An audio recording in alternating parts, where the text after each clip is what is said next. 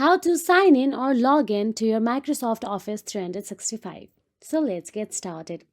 Firstly, use any preferred modern web browser such as Google Chrome, Microsoft Edge, or Safari. And once done, simply go to the search address bar and type down Microsoft 365 and tap on the Microsoft 365 login page option available there and navigate to its official website. Now, once in their official website, you can see sign in button near the top right corner of the page or on the middle of the screen. Simply tap on it.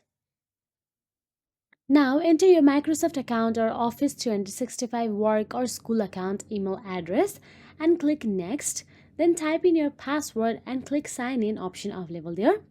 If you have set up two-factor authentication, verify your login through a code sent via text, email, or any authenticator app.